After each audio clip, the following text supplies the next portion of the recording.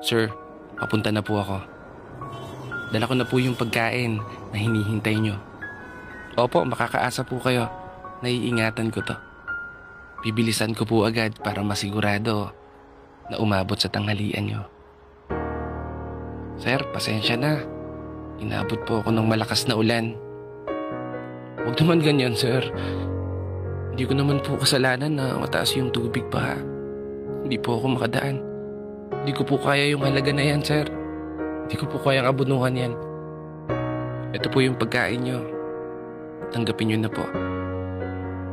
Hi ma'am, magandang umaga. Sakay na po kayo. Kapit lang po kayo sa likod ko ah.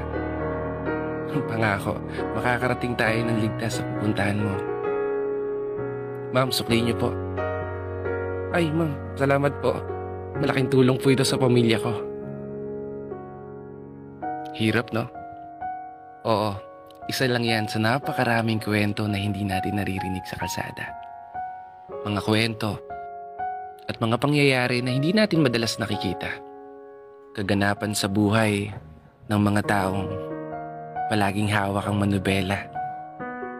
Mga taong umulan man o umaraw, palaging handang umarangkada na may iisang hangarin para sa pangarap at para sa pamilya.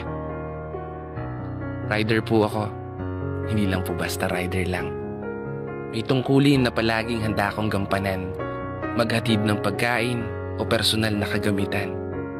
Ihatid ka saan man lugar na gusto mong puntahan. Madalas mang makipagsiksikan sa daan. Minsan pa nga'y nababansag ang kamote. Pero sa akin okay lang. Kasi para sa akin, gusto ko lang pong magtrabaho ng marangal. Kaya pakiusap lang sana. Konting haba ng pasensya at pangunawa para sa amin. Mga taong piniling maghanap buhay sa kalsada. Di na namin nalintana ang init, pagod, gutom at diskriminasyon sa mata ng iba. Hanap buhay lang po ang gusto namin. Wala nang iba pa. Pero bago magtapos, may konti lang akong kahilingan. Huwag niyo naman itali yung aso niyo malapit sa pintuan. Dala ko na po yung parcel niyo. Huwag niyo naman po akong tataguan. Pero seryoso, saludo. Isang pagpupugay para sa lahat ng mga kapatid na motorista na palaging hawak ang manubela, patuloy na sumasabay sa hamon ng buhay at patuloy na nakikipagsapalaran sa kalsada.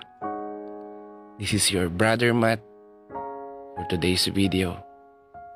Tuloy ang arangkada para sa pamilya.